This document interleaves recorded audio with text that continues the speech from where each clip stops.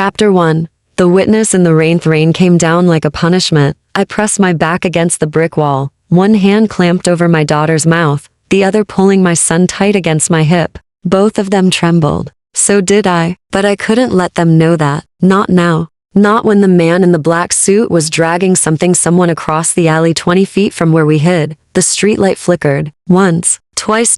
In that brief flash of yellow, I saw the blood. It pooled beneath the body, mixing with the rainwater, swirling dark and oily toward the gutter. My stomach lurched. I tasted metal at the back of my throat. Emma whimpered against my palm, and I squeezed her tighter, shushing her with a breath that barely made sound. "Mama," Liam whispered, his small voice cracking. "Quiet, baby, please." The man in the suit straightened. He was tall, broad-shouldered, his hair slicked back despite the downpour. He said something into a phone, his voice low and controlled, then ended the call with a single tap. He didn't look rushed, didn't look afraid. He looked like he'd done this before. I should have turned away. Should have grabbed my children and run the moment I'd stumbled into this godforsaken alley searching for a shortcut home. But my feet had frozen. My brain had short-circuited. And now, crouched behind a dumpster with two terrified kids clinging to me, I realized the magnitude of my mistake. This wasn't random violence. This was execution. The man pulled a lighter from his pocket, the flame a tiny star in the darkness. He lit a cigarette, took a long drag, then glanced around the alley with the casual ease of someone surveying their own backyard. His eyes swept past us. I stopped breathing. Emma's fingernails dug into my wrist. Liam's heart hammered against my side so hard I could feel it through his jacket. The rain pounded the metal dumpster, a relentless drumbeat that should have covered the sound of our terror. But fear has a smell, a weight, and I was certain he could sense it. The man took another drag, then his gaze snapped back, directly to where we crouched. Time fractured. My vision tunneled. I saw his hand move to his waistband, saw the glint of metal beneath his jacket, and something ancient and primal kicked through my paralysis. "Run," I hissed. I yanked both kids to their feet and bolted. Emma screamed. Liam stumbled. I dragged them forward, my shoes slipping on the wet pavement, my lungs burning as we tore out of the alley and onto the main street. Behind us, I heard footsteps, heavy, purposeful, gaining. "Mama, I can't," Emma sobbed. "You can. Keep going." I didn't know where we were running. Didn't know if there was anywhere safe in this part of the city at 11 o'clock on a Tuesday night. The diner where I worked was 6 blocks south. Our apartment was too far. Everything was too far. A car screeched around the corner ahead of us, headlights blinding. I jerked to a stop, pulling the kids behind me, ready to pivot, to run the other direction, but the man from the alley was already there. He stood 15 feet away, rain dripping from his hair, cigarette still glowing between his fingers. He didn't pull the gun, didn't shout. He just watched us with eyes that were too calm to dark, like he was calculating exactly how this would end. "Please," I gasped. "Please." "We didn't see anything. We won't say anything. Just let us go." His expression didn't change. "You shouldn't have been there. I know. I'm sorry. We were just," my voice cracked. "We're nobody. Please." The car behind us idled, engine purring. I could feel its heat, smell the faint exhaust mixing with the rain. The man tilted his head slightly, studying me with an intensity that made my skin crawl. Then, from the car, a voice cut through the night. "Marco." It was deep, commanding. The kind of voice that didn't need to be loud to be obeyed. The man Marco stiffened. He turned toward the car, and for the first time, I saw hesitation flicker across his face. The back door opened. A man stepped out. He was taller than Marco, broader. He wore a charcoal suit that fit him like armor. And even in the rain, even in the dim glow of the streetlights, he radiated control, power, danger. His eyes found mine. I forgot how to breathe. He didn't look at me the way Marco had, like I was a problem to be solved. He looked at me like I was a variable he hadn't accounted for. Something unexpected. Something that mattered. "Get them in the car," he said quietly. Marco blinked. "Boss, now." There was no room for argument. No room for anything except obedience. Marco moved toward us, and I stumbled back, pulling Emma and Liam with me. No, please. We won't. You'll freeze to death out here." The man in the charcoal suit stepped closer, his voice dropping even lower. "And whoever you think you didn't see tonight, they'll find you before morning. I don't understand." "You will." His gaze held mine, dark and unreadable. Get in the car, or I let Marco finish what you interrupted. It wasn't a choice. It was survival. I looked down at my children soaked, shaking, wide-eyed with terror and made the only decision I could. I got in the car. Chapter 2. The silent red death car smelled like leather and something darker, gunpowder, maybe. Or the metallic tang of fear that had seeped into the upholstery over years of transporting people who knew they might not reach their destination alive. I sat rigid in the back seat, Emma pressed against my left side, Liam against my right. Both of them had finally stopped shaking, but their silence was worse than their tears. Children shouldn't know this kind of quiet, the kind that comes from understanding that crying won't help. The man in the charcoal suit sat across from us, his long legs stretched out, his hands resting calmly on his knees. He hadn't spoken since we'd gotten in, hadn't looked at his phone, hadn't done anything except exist in that unnervingly still way that made the air feel heavier. Marco drove. I could see the back of his head through the partition, see the occasional glow of his cigarette reflected in the windshield. Where are you taking us? My voice came out smaller than I intended. The man's eyes lifted to mine. They were gray, not the soft gray of a morning sky, but the gray of storm clouds, of steel, of things that didn't bend. Some were safe. Safe from what? From what you saw. I swallowed. I told you. We didn't see anything. You saw a body. His voice remained level, matter of fact. You saw Marco. You saw me. That's 3 things you can't unsee. I won't tell anyone. I swear. I have kids. I work double shifts at a diner. I'm nobody. I don't matter to whatever this is. Something shifted in his expression. Not quite sympathy, but a softening around the edges. Everyone matters to something. The car turned down a street I didn't recognize. The buildings here were different, older, grander. Stone facades and iron gates. Old money. The kind of neighborhood where people like me only existed to clean houses or deliver groceries. Emma's hand found mine. Her fingers were ice cold.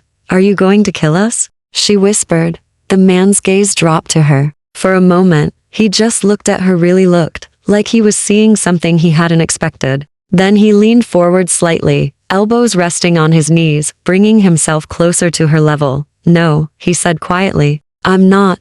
Then why can't we go home? Because home isn't safe right now. Why not? He glanced at me, something unreadable passing across his face. Your mother saw something she shouldn't have. That makes her a liability. Liabilities get eliminated. I don't understand those words, Emma said, her voice trembling. It means, I cut in, pulling her closer, that we need to stay with these men for a little while. Until things are sorted out. Liam spoke for the first time since we'd gotten in the car. Are you a bad guy? The man's jaw tightened. He sat back, his expression closing off again. Yes. The honesty startled me. Most people would have lied, would have softened it, especially for a child. But he didn't. He just gave Liam the truth. Raw and unvarnished. But you're not hurting us, Liam said slowly, working through the logic. Not yet, Liam, don't. I started. But my son kept going. So maybe you're not that bad. The corner of the man's mouth twitched. Almost a smile. Almost. You don't know me, kid. You didn't let that other man shoot us. Marco wouldn't have shot you. A pause. Not unless I told him to. The car slowed, then stopped. We'd arrived at a gate, massive, wrought iron, with security cameras mounted on both posts. Marco spoke into an intercom, and a moment later, the gate swung open. The house beyond was obscene, 3 stories of white stone and dark windows, surrounded by manicured lawns that probably cost more to maintain than I made in a year. Fountains, sculptures, a circular driveway that could fit 10 cars. This is where you live? I breathed. One of the places, of course. One of the places. Because men like him didn't just have a house. They had estates, empires. The car stopped at the front entrance. Marco got out first, opened the door, and waited. The man in the charcoal suit gestured for us to exit. I stepped out into the night, my wet shoes sinking slightly into gravel that was probably imported from Italy or somewhere equally ridiculous. Emma and Liam flanked me, their hands gripping mine so tightly my fingers went numb. The man emerged last, buttoning his suit jacket with practiced ease. Up close, under the soft glow of the entrance lights, I could see details I'd missed in the car. The scar along his jawline, the weariness around his eyes, the way his shoulders carried weight. That had nothing to do with muscle. He looked at me, really looked, for the first time. What's your name? I hesitated. Giving him my name felt like giving him power. But then again, he already had all the power. I was standing in front of his house, soaked and terrified, with nowhere else to go. Claire, I said. Claire Brennan. Claire. He repeated it like he was testing how it felt. I'm Dante. Not Mr. Rossi, or Don, whoever. Just Dante. Are we prisoners? I asked.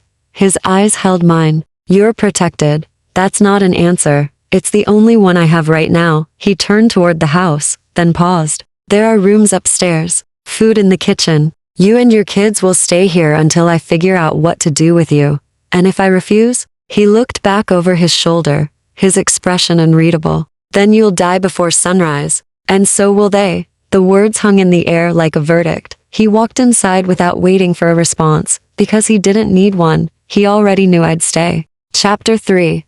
The borrowed room was bigger than my entire apartment. I stood in the doorway, unable to move, while Emma and Liam pushed past me and collapsed onto a bed that could have slept 6 people. The sheets were cream-colored, probably Egyptian cotton or some other luxury I'd only read about in magazines left behind at the diner. A woman had shown us up here older, stern-faced, with gray hair pulled back in a tight bun. She'd handed me a stack of towels and pointed to the adjoining bathroom without saying a word. Then she'd left, closing the door with a soft click that somehow felt like a lock turning. Mama, look. Emma pointed to a window seat overlooking the gardens. It's like a castle. It's not a castle, baby. I moved to the window, checking for locks, for exits, for anything that might help us if we needed to run. The window opened, but we were on the 3rd floor. Below, I could see guards walking the perimeter. At least 4 of them. Maybe more. Protected, Dante had said. Imprisoned, I thought. Can we take a bath? Liam asked, already pulling at his soaked jacket. I turned to look at my children. Really? Look. Their clothes were plastered to their skin, their lips faintly blue. Emma's teeth chattered despite her attempt to hide it. They were 8 and 6 years old, and in the past hour, they'd witnessed a murder, been chased through the rain, and been brought to a stranger's mansion under threat of death, and they were asking about a bath. Children were so much braver than adults. Yeah, I said, forcing steadiness into my voice. Yeah, let's get you both warm. The bathroom was marble and gold. Actual gold fixtures. I turned on the tap and watched water pour into a tub big enough to be a small pool. Steam rose, fogging the mirror, and I caught a glimpse of myself hollow-eyed, pale. My dark hair hanging in wet ropes around my face. I looked like a ghost. I helped Emma and Liam undress, wrapping them in towels while the tub filled. They climbed in together, and for a few minutes, I just sat on the edge and watched them play with the bubbles from some expensive soap I'd found under the sink. Their laughter echoed off the marble, small and fragile, normal, almost normal. Mama, aren't you cold? Emma asked. I was freezing, but I couldn't bring myself to undress here, in this place that wasn't mine. Surrounded by luxury that felt like a trap. I'll shower after you're done. A knock at the bedroom door made me jump. I stood quickly, instinct putting me between the bathroom and whoever was outside. Stay here, I told the kids. I crossed the bedroom and opened the door a crack. It wasn't the stern-faced woman. It wasn't Marco. It was Dante. He'd changed clothes, dark slacks, a black shirt unbuttoned at the collar. His hair was still damp from his own shower, pushed back from his face. He looked younger like this, less dangerous, almost human, almost. They're bathing, I said, not moving from the doorway. I know. I heard them. His gaze moved past me, toward the sound of splashing and giggling. Something crossed his face so quick I almost missed it. Longing, maybe, or loss. I brought food. He held up a tray. Sandwiches, fruit, milk and glass bottles. Real food, not the instant ramen and canned soup I'd been feeding my kids for the past 3 months. I took the tray, my hands shaking slightly. Thank you. He didn't leave, just stood there, watching me with those storm gray eyes. Why are you doing this? I asked quietly.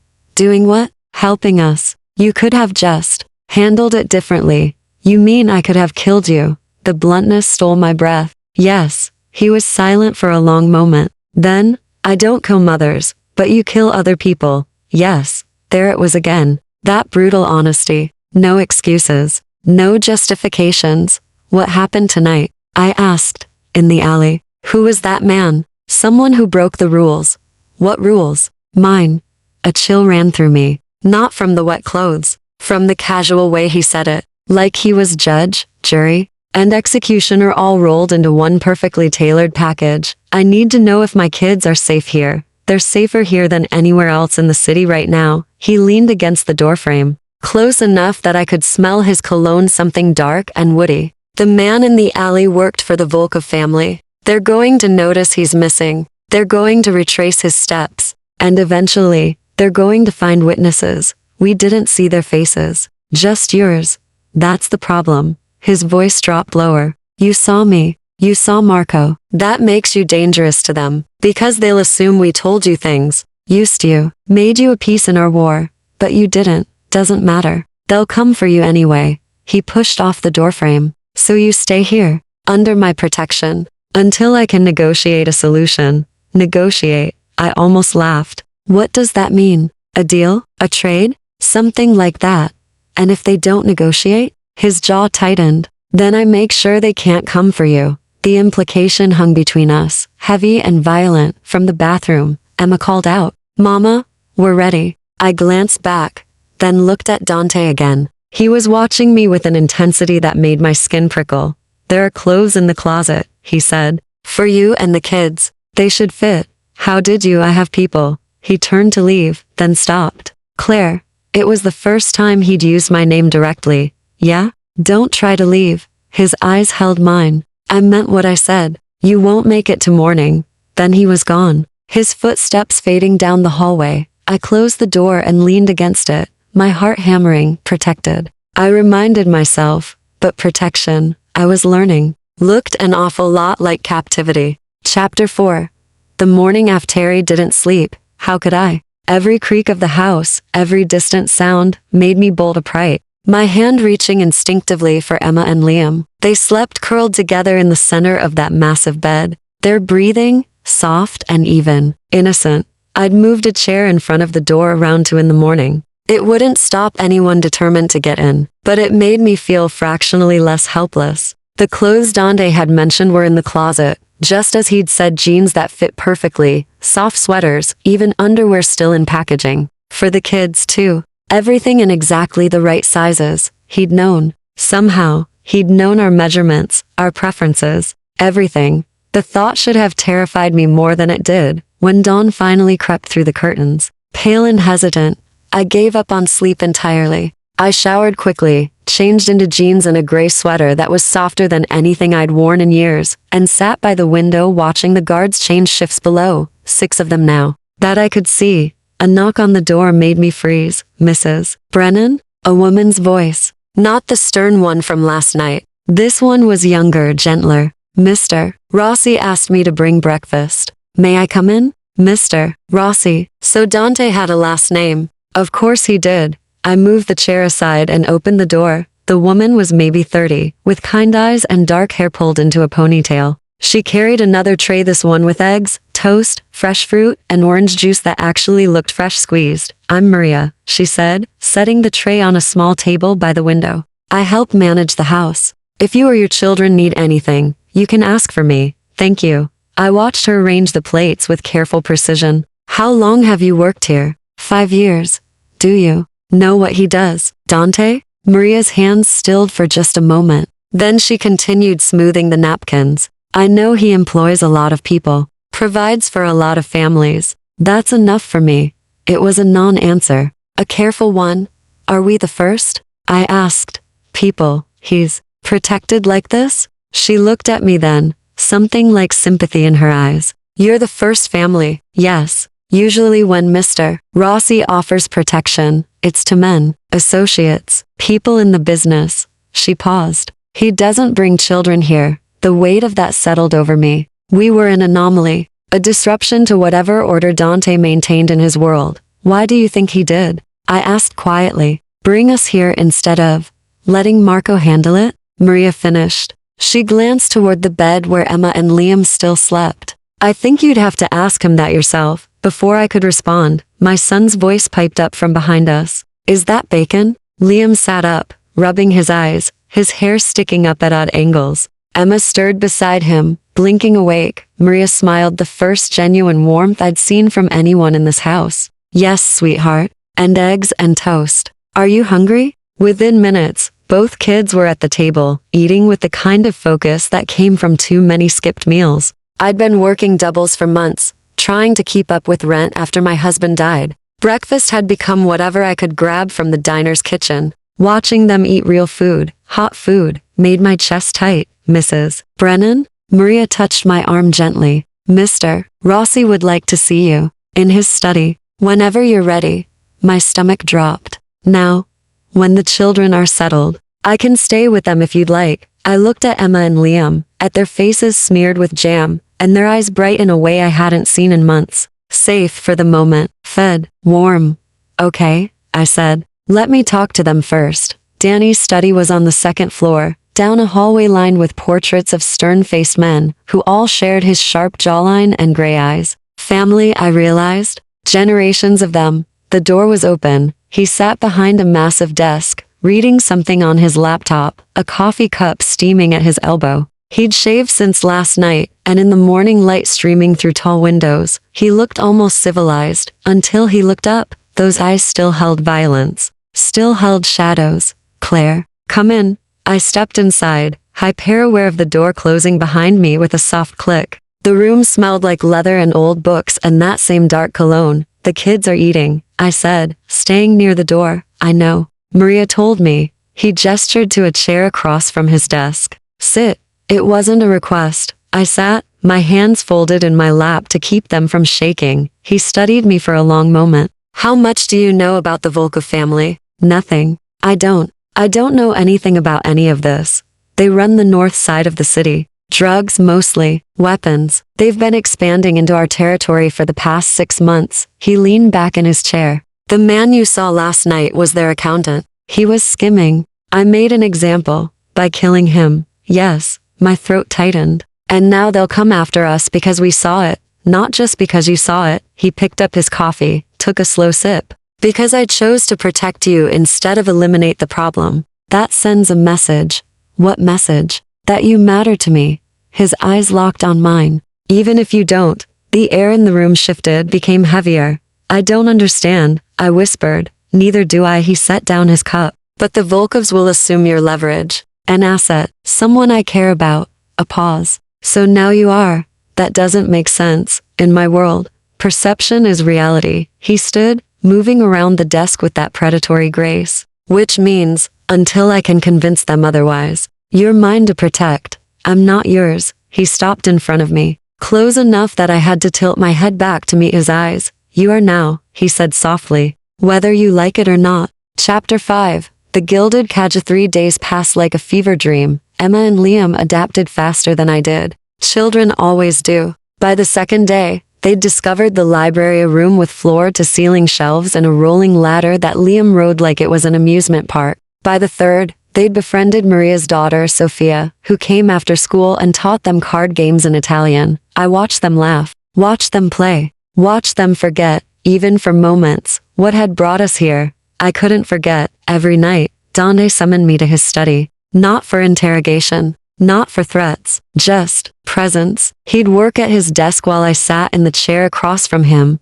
the silence between us thick and strange. Sometimes he'd ask questions about my husband, about the diner, about how I'd ended up in the alley. Sometimes he'd just look at me like I was a puzzle he couldn't solve. And sometimes, I'd catch myself looking back. Tonight was different. The Volkovs made contact, he said, without preamble. I'd been staring out the window at the garden, at the way moonlight caught the fountain's spray. His words snapped my attention back. What does that mean? It means they know you're here. They want to meet. My blood went cold. To negotiate? To see if you're worth the trouble I'm causing by keeping you. He closed his laptop, giving me his full attention. They'll send someone tomorrow. Here. To this house.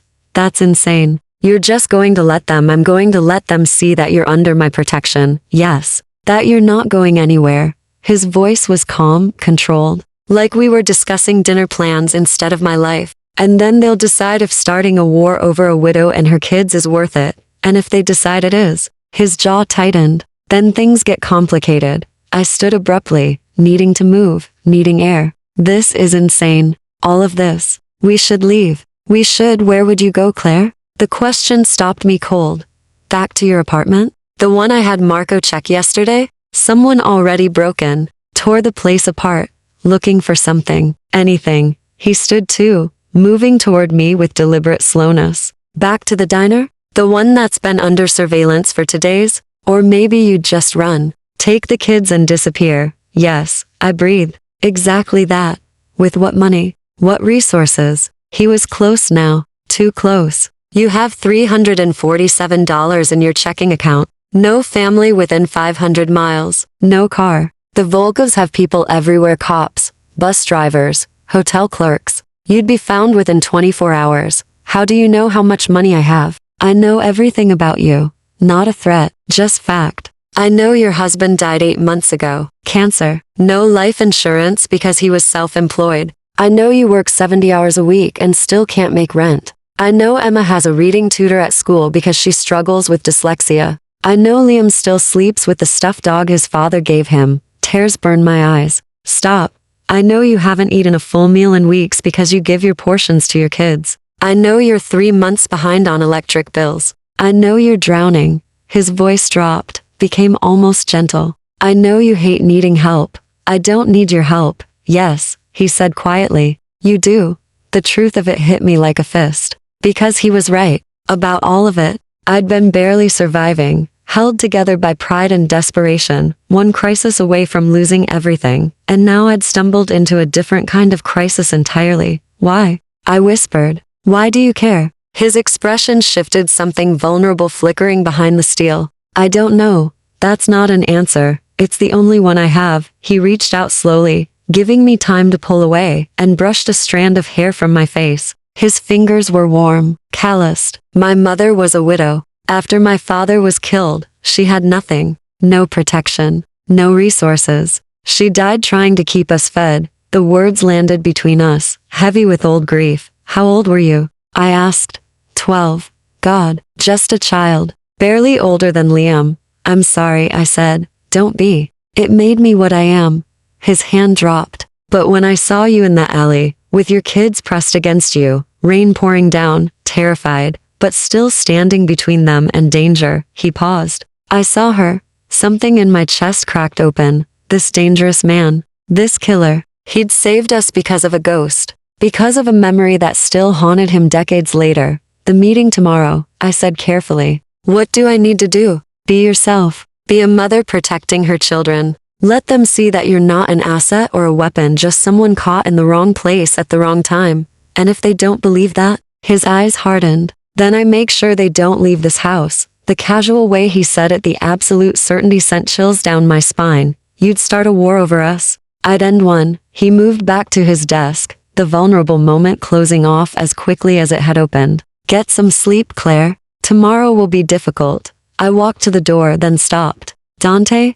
Yeah? Thank you for telling me about your mother. He didn't look up from his laptop. Don't mistake honesty for softness. I'm still the man who put a bullet in someone's head while you watched. I know. Do you? Now, he did look up, and his eyes were dark, haunted, because sometimes I think you're starting to forget what I am. I held his gaze. I haven't forgotten. But maybe you're not just one thing. His expression shuddered completely. Go to bed, Claire. I left, but I felt his eyes on me until the door closed between us. Chapter 6. The Volkov visit. Maria dressed me like I was going to war, not in armor, but in the kind of understated elegance that spoke of protection, a navy dress that covered everything but still fit well, low heels, my hair pulled back simply. She'd wanted to add makeup, but I refused. Let them see the circles under my eyes. Let them see exactly what their violence had done. The children will stay upstairs with Sophia, Maria said, adjusting my collar.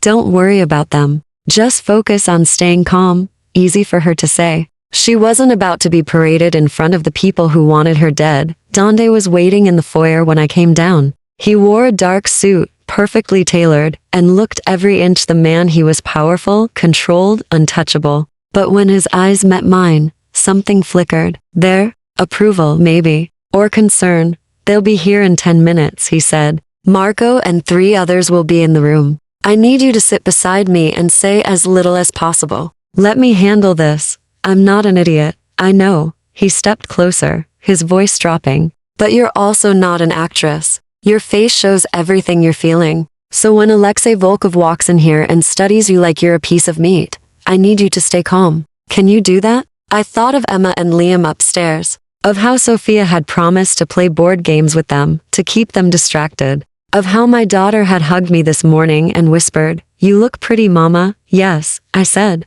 I can do that. His hand touched my lower back, guiding me toward the study. The contact was brief, professional, but I felt it everywhere. The study had been rearranged. Two sofas faced each other across a coffee table. Dante led me to one, and I sat, smoothing my dress with hands that wanted to shake. Marco stood near the door, his expression blank. Two other men I didn't recognize flanked the windows. We waited. The grandfather clock in the corner ticked loudly, counting down seconds that felt like hours. Then the door opened. Alexei Volkov was not what I expected. I'd pictured someone like Dante, dark, controlled, dangerous. But Alexei was blonde, smiling, dressed in an expensive suit that was just a touch too flashy. He walked in like he owned the place, flanked by two men who looked like they ate nails for breakfast. Dante. His accent was thick Russian. "Thank you for agreeing to meet, Alexei." Dante didn't stand, didn't offer his hand. "You wanted to see her.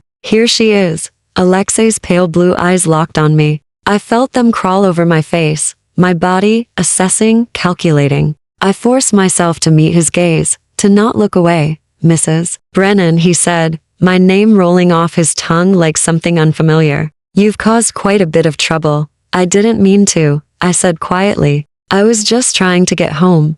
Yes. Wrong place, wrong time." He sat on the opposite sofa, crossing one leg over the other casually. "But now you're here, under Dandy's protection, living in his home, eating his food, sleeping in his beds." His smile widened. "It makes one wonder what you're offering in return." Heat flooded my face. Beside me, I felt Dante tense. "She's offering nothing," Dante said, his voice deadly calm. "She's a witness I'm keeping contained until we reach an understanding." "An understanding?" Alexei laughed. "Is that what we're calling it? You killed my accountant, Dante, in the street like a dog. That requires more than an understanding.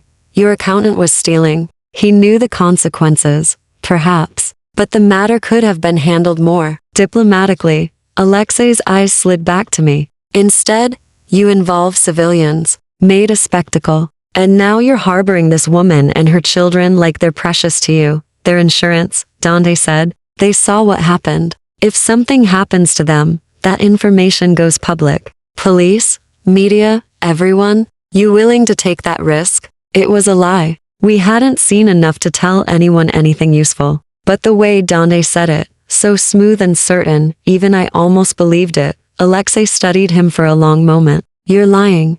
"Am I?" The tension in the room thickened. Marco's hand moved toward his waistband. The men by the windows shifted. Alexei's guards tensed.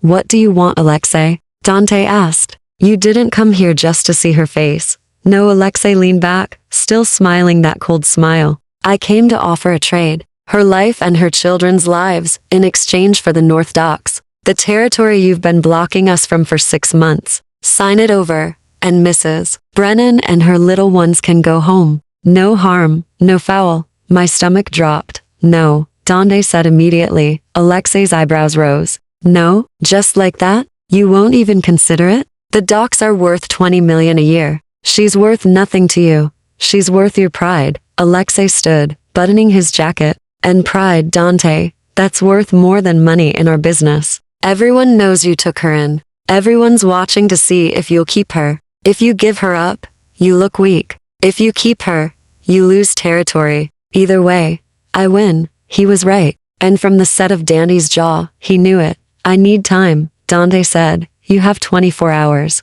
After that," Alexei glanced at me, and his smile turned genuinely cruel. "After that, Mrs. Brennan becomes fair game. Her apartment, the diner, the children's school. Nowhere will be safe." He walked toward the door, his guards following. At the threshold he paused. "She's pretty, Dante. I can see why you're conflicted. But in the end, you'll make the right choice. You always do." Then he was gone. The silence he left behind was suffocating. I looked at Dante. His expression was carved from stone. What are you going to do? I whispered. He stood without answering and walked to the window, his back to me. Dante? I don't know. And for the first time since I'd met him, he sounded afraid. Chapter 7. The breaking point. He found him on the roof. It was past midnight. The kids were asleep. Maria had tried to bring me dinner, but I couldn't eat, couldn't sit still, couldn't stop replaying Alexei's words in my head. 24 hours. I'd wandered the house, restless and afraid, until I'd heard footsteps above me, heavy, pacing. When I'd asked Marco where the roof access was, he'd actually looked sorry before, pointing to the servants' staircase. Now I stood in the doorway, watching Dante lean against the stone railing, a glass of something amber in his hand. The city sprawled below us, lights twinkling like fallen stars, beautiful and dangerous, like him. You shouldn't be up here, he said, without turning around. Neither should you. It's freezing. I don't feel it. I stepped out onto the roof, wrapping my arms around myself. The wind cut through my sweater, sharp and bitter. Have you decided? No, liar. That made him turn. Even in the darkness, I could see the exhaustion on his face. The weight. What do you want me to say, Claire? That I'm choosing you over my business? Over my family's legacy? Over everything my father and grandfather built? I want you to tell me the truth. He laughed, a harsh, bitter sound. The truth is that the North Docks are worth more than your life, more than your kids' lives, more than 100 lives. That's the truth. That's the math. The words should have hurt, should have made me hate him, but I heard what he wasn't saying. Then give me up, I said quietly. Sign over the docks. Let us go home. You think I haven't considered that? He drained his glass, set it on the railing with a sharp click. You think I haven't run every scenario? But Alexei's right. If I give in, I look weak. Every family from here to Boston will think they can threaten civilians, and I'll fold. It sets a precedent I can't afford. So we're pawns. Everyone's a pawn, Claire. That's how this world works. No, I moved closer, anger finally burning through my fear. That's how your world works. The rest of us are just trying to survive without getting crushed by men like you playing your games. His eyes flashed. You think I chose this? You think I wanted to inherit a legacy built on blood and violence? Didn't you? You could have walked away. To do what? Flip burgers? Sell insurance? He stepped toward me, his voice rising. I was 12 when my father died. 12. When his enemies came for us. My mother begged them for mercy while he cut himself off, jaw clenching. I learned young that mercy is a luxury poor people can't afford. So you became what killed them. I became what protects my family. What keeps food on tables for 100 employees? What ensures that the next 12-year-old boy doesn't watch his mother die? We were inches apart, now, both breathing hard, the space between us charged with fury and something darker. And what about my children? I demanded. Don't they deserve protection? Don't they matter? Of course they matter, then prove it. Stop talking about precedents and territory and pride, and just my voice cracked. Just tell me you're not going to let them kill us. Something in his face shattered. I can't, he whispered. The words landed like a blow. I stepped back, shaking my head. You can't? Or you won't? Both? Neither. I don't know. He ran a hand through his hair, the gesture almost violent. If I keep you, people die. My people. Good men with families who've served mine for generations. If I give you up, you die. Your kids die. And he stopped. What? I have to watch, he finished roughly. Have to know I made that choice. The rawness in his voice broke something in me. Because I understood, suddenly. He wasn't afraid of war. Wasn't afraid of losing territory or money or power. He was afraid of becoming the man who let history repeat itself. Your mother, I said softly. This isn't the same, isn't it? His laugh was hollow. A widow, 2 kids, someone else's war. Tell me how it's different. Because you're not a child anymore. You have power now. Choices, choices. He turned back to the railing, gripping it so hard his knuckles went white. I have responsibility, obligations, 100 people depending on me to make the right call. And what's the right call? I don't know. The admission seemed to cost him. For the first time in 15 years, I don't know. I moved beside him, close enough to feel his warmth. Below us, a car turned down the street, headlights cutting through the dark. My husband, I said quietly, used to say that the hardest choices are the ones where both options hurt, where there's no clean answer. I paused. He said those are the moments that define who you really are. Dandy's jaw worked. What would he choose? I don't know. He never had to make a choice like this. I looked up at him. But I think he'd say that power means nothing if you can't use it to protect the people who can't protect themselves, even if it costs everything. Especially then. He turned to face me fully, his eyes searching mine. You're asking me to start a war. I'm asking you to do what you think is right. And if I think the right thing is to give you up, to save my people, my family, my territory, my heart hammered. Then I guess I was wrong about you. The words hung between us. Then Dante moved. Fast. He gripped my face in both hands and kissed me. It wasn't gentle. Wasn't sweet. It was desperate and angry and scared. Everything he couldn't say translated into pressure and heat. I froze for a heartbeat, shocked. Then I kissed him back, because I was desperate too. And angry. And so tired of being afraid. When he pulled away, we were both shaking. 24 hours, he said roughly. I'll have an answer in 24 hours. Then he walked away, leaving me alone on the roof, with the taste of him still on my lips, and absolutely no idea what tomorrow would bring. Chapter 8.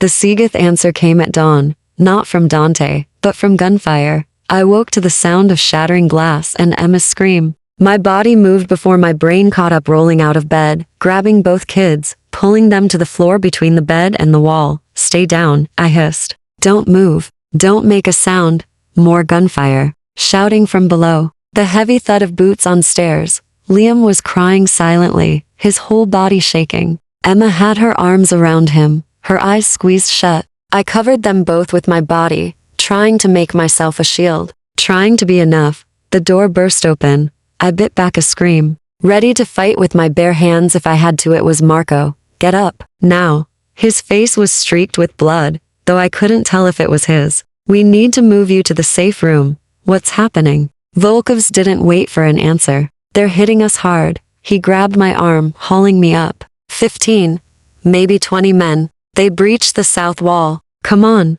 I pulled Emma and Liam to their feet, and we ran. The hallway was chaos. Men with guns running past us. Maria herding Sophia in the opposite direction, her face white with terror. Smoke drifting up from downstairs, acrid and choking. Marco led us to a door I'd never noticed before, hidden behind a bookshelf that swung outward. Behind it, stairs descended into darkness. Down, he ordered. All the way to the bottom. There's a door. It's unlocked. Get inside and lock it from the inside. Don't open it for anyone except me or Dante. Understand? Where's Dante? The question tore out of me. Fighting. Marco shoved us toward the stairs. Go, now. We went. The stairs were steep, narrow, lit only by emergency lighting that cast everything in sick yellow. Emma stumbled. I caught her.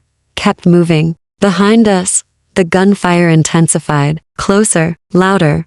We reached the bottom. The door Marco mentioned was steel heavy, with a keypad lock on the inside. I pushed the kids through and slammed it shut, my fingers fumbling with the lock until it clicked. Then silence. Terrible. Suffocating silence. The room was small, maybe 12 by 12 feet, with concrete walls and a single air vent. There were supplies, water, crackers, a first aid kit, blankets. A panic room. Of course Dante had a panic room. Mama, I'm scared, Liam whimpered. I pulled them both onto my lap, wrapping the blankets around us. I know, baby, I know, but we're safe here. This room is safe. Where's Mr. Dante? The question made my chest tight. He's making sure the bad men don't get to us. Is he going to be okay? I didn't know. Couldn't know. The image of him from last night gripping the railing, lost and afraid, flashed through my mind, followed immediately by the memory of his kiss. Desperate, claiming,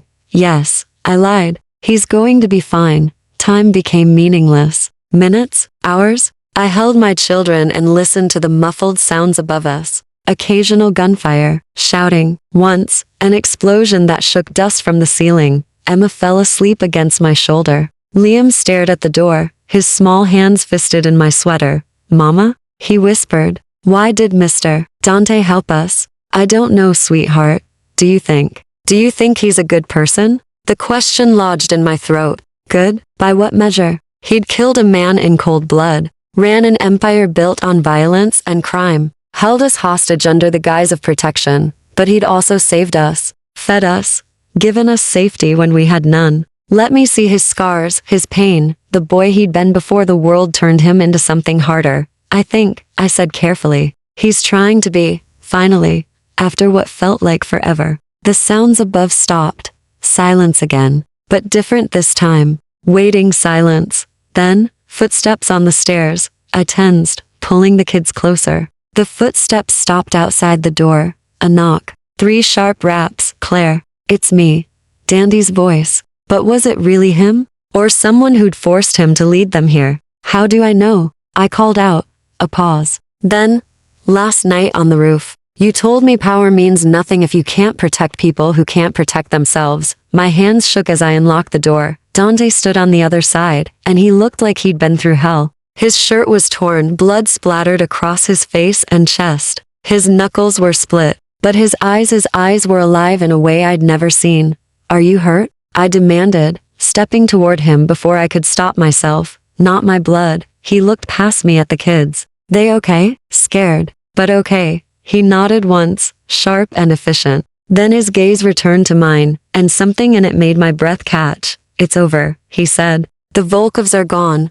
Gone where? Some are dead. Some ran. Alexei. His jaw tightened. Alexei won't be a problem anymore. The implication was clear. I should have been horrified. Should have been disgusted. Instead, I felt relief. You chose. I whispered. I chose. He stepped into the room, close enough that I could smell gunpowder and smoke on him. I chose war. I chose you. I chose. He stopped, something raw crossing his face. I chose to be the man my mother would have wanted me to be. Tears burned my eyes. Dante, don't. His voice was rough. Don't thank me. Don't make this noble. I just started a war that'll cost lives. Good men will die because I couldn't let you go. Then why did you? He looked at me like the answer should be obvious. Like it was written in the blood on his hands, and the choice he'd made at dawn. Because, he said quietly, some things are worth burning the world for, and I knew. Standing in that concrete room with my children watching, and his empire crumbling above us, that everything had changed. There was no going back now, for either of us. Chapter 9. The surrender. The house was a battlefield. Dante insisted we stay in the panic room while his men cleared the upper floors, checked for stragglers, secured the perimeter. Marco brought down food sandwiches that none of us could eat and reported in clipped sentences. 7 of Danny's men wounded, 2 dead, 12 Volkov soldiers killed, 3 captured. Numbers, statistics, lives reduced to tactical assessments. I watched Dandy's face as Marco spoke. Saw the muscle jump in his jaw when he heard about his fallen men. Saw the way his hands clenched and released. He was cataloging losses, calculating costs, already planning funerals. The families, Dante said quietly. Make sure they're taken care of. Triple the usual. College funds for the kids. Anything they need. Already done, boss. After Marco left, Dante sat on the floor across from me, his back against the wall. He looked exhausted. Ancient, you should rest. I said, can't, not yet. He closed his eyes. Still too many things to handle. Volkov's allies will retaliate. The other families will see this as weakness or opportunity, depending on who they are. I need to shore up defenses, make new alliances, prepare for Dante. He opened his eyes. Rest, I said again. Just for an hour. I'll wake you if anything happens. You don't know what to listen for. Then teach me. Something shifted in his expression. He studied me for a long moment, and I saw him making another calculation. Another choice. Okay, he said finally. 1 hour. He stretched out on the concrete floor, and within minutes, his breathing evened out. I watched him sleep, this dangerous man who'd chosen war for us, and felt something in my chest crack open wider. Emma tugged on my sleeve. Mama, is he going to send us away now? What? No, why would you think that? Because the bad men are gone. So he doesn't need to protect us anymore. Her eyes were too knowing for 8 years old. That's why he kept us, right? Because we were in danger? I looked at Danny's sleeping face, at the blood still dried on his temple, at the way, even in sleep, he seemed ready to fight. I don't think that's the only reason, I said softly. Do you like him? The question startled me. That's complicated, sweetheart. You kissed him. I saw you. Last night on the roof. Heat flooded my face. You were supposed to be asleep. I woke up. You weren't there. I got scared. She picked at the blanket. He makes you smile sometimes. You haven't smiled like that since Daddy died. The observation hit me like a fist. Because she was right. For 8 months, I'd been going through motions, working, surviving, trying to hold our small family together with spit and willpower. I hadn't smiled, hadn't laughed, hadn't felt anything except exhaustion and grief and fear until 5 days ago. Until a man covered in another man's blood had looked at me in the rain and made a choice that defied all logic. It's okay if you like him, Emma whispered. I think Daddy would understand.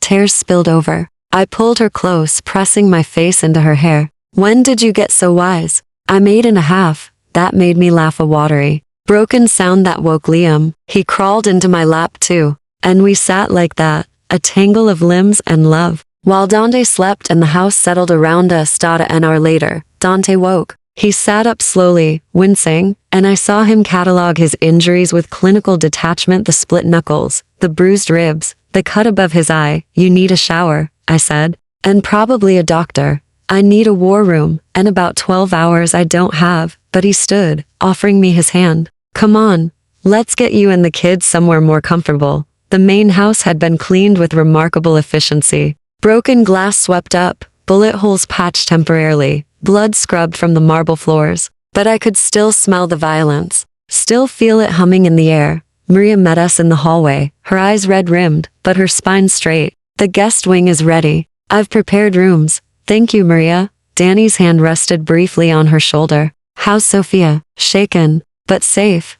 She looked at me. I'll bring dinner in an hour. After the kids were settled with Sophia, all 3 of them exhausted enough to actually sleep, Dante led me to his private quarters. I'd never been in this part of the house before. His bedroom was surprisingly simple. Dark furniture, crisp white linens, a wall of windows overlooking the grounds. No personal touches except a single photograph on the nightstand, a woman with kind eyes and Danny's sharp cheekbones. His mother. Sit, he said, gesturing to the bed. I need to shower, but I want you nearby. In case someone attacks again. In case I need to know you're real. The admission was quiet.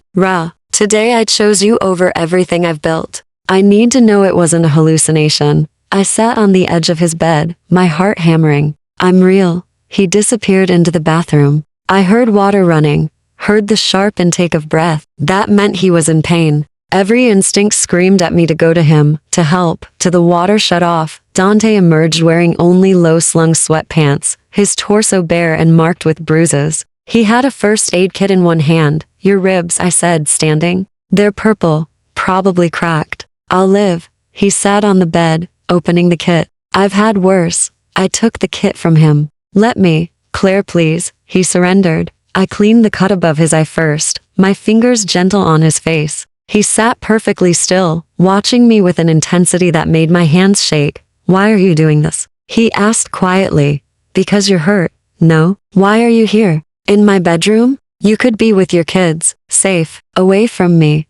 I met his eyes. Because some things are worth burning the world for. His breath caught. Then he pulled me onto his lap and kissed me like I was oxygen and he'd been drowning. Chapter 10. The aftermath. We didn't sleep together. Not the way he wanted. Not the way I half wanted. With his hands on my skin, and his breath in my ear, and everything else forgotten. Instead, we lay on top of his covers, fully clothed. My head on his chest, listening to his heartbeat while he stroked my hair with careful, reverent fingers. I have to leave tomorrow, he said into the darkness. Meeting with the other families. Damage control. They'll want to know why I went to war over a widow and 2 kids. What will you tell them? The truth. That the Volkovs overstepped. That I don't negotiate with men who threaten civilians. His hand stilled in my hair. That you're under my protection. Permanently. My heart stuttered. Permanently? You can't go back to your old life, Claire. Not now. Every enemy I have will see you as leverage. Every rival will think they can use you against me. He shifted, tilting my face up to meet his eyes. You stay here. You and the kids. I'll provide everything you need: security, education, a real home. In exchange, you just stay. As what? Your prisoner? As someone I care about. The words were rough, unpracticed. Like he'd never said them before. Someone I'd burn the world to keep safe. I should have been afraid. Should have recognized this for what it was: a different kind of cage, gilded and dangerous. But I thought of our apartment with its broken heater and empty cupboards. Of working 70-hour weeks and still falling behind. Of the constant fear that one missed shift, one illness, one emergency, would topple everything. And if I say no? I whispered. Pain flashed across his face. Then I set you up somewhere far from here. New city, new identity, enough money to start over. You'd be safe, free. He paused. And I'd never see you again. The thought of walking away from this man who'd chosen me over his empire made my chest ache. I need time, I said. To think. To figure out what's best for Emma and Liam. Take all the time you need. But his arms tightened around me. Just take it here. 3 weeks passed. Dante was gone more than he was home. Meetings, negotiations, handling the fallout from the Volkov War. When he was there, he was careful with me, respectful. He had dinner with us every night. He could listen to Liam talk about the tutor Dante had hired. Smiled when Emma showed him her drawings. He was courting me, I realized. In his own dangerous, backwards way, the house became familiar. The guards learned our names. Maria's daughter Sophia became the kids' constant companion. We fell into rhythms that felt almost normal: breakfast in the sunroom, afternoons in the library, evenings in the garden when the weather allowed. But at night, when the kids were asleep, Dante would find me, sometimes in the study, sometimes on the roof. Once, memorably, in the kitchen at 2 in the morning, when neither of us could sleep, we'd talk, just talk, about his childhood, my marriage, the weight of responsibility, the cost of choices. He told me about the men who died protecting us. I told him about the night my husband passed, how I'd held his hand and promised to take care of our babies. You kept that promise, Dante said. Even when it was impossible. Even when you had nothing. I had them. That was everything. He looked at me like I'd said something profound. Like I'd given him an answer to a question he'd been asking himself for years. On the 20th day, Dante came home early. He found me in the garden, watching Emma and Liam play tag with Sophia. The afternoon sun was warm, the first real warmth after weeks of cold. I'd been smiling, genuinely smiling, when I heard his footsteps. It's done, he said without preamble. I turned. He looked exhausted, but lighter somehow. What's done? The war, the negotiations, all of it. He sat beside me on the bench. The other families have accepted what happened. No retaliation, no more threats. It's over. Relief flooded through me. So we're safe? You're safe. He took my hand, threading our fingers together. The question is whether you want to be. I looked at our joined hands. His were scarred, dangerous, capable of terrible violence. Mine were worn from years of work, from holding my children, from trying to hold everything together. Together. They fit. I've been thinking, I said slowly, about what you offered, about staying. His whole body tensed. And Emma needs stability. Liam needs security. They've been through so much, losing their father, the poverty, the fear. I looked at where they played, their laughter floating across the garden. Here, they have a chance, a real chance. And you? His voice was careful. What do you need, Claire? I turned to face him fully. This man who'd killed for us, who'd started a war rather than let us go, who looked at me like I was something precious and terrifying all at once. I need to know this is real, I said. Not just protection, not just obligation or guilt or whatever drove you to save us that night. You want to know if I love you. The bluntness stole my breath. Do you? He was quiet for a long moment, his thumb tracing circles on the back of my hand. When he finally spoke, his voice was raw. I don't know if I know how to love. My world doesn't allow for it, but I know that I think about you constantly. That when I'm in those meetings, making deals, playing politics, all I want is to come home to you. That watching you with your kids makes me want things I swore I'd never want. He met my eyes. That if anyone tried to take you from me now, I'd burn down every city between here and hell to get you back. It wasn't poetry, wasn't romance novel perfect, but it was true. And it was his.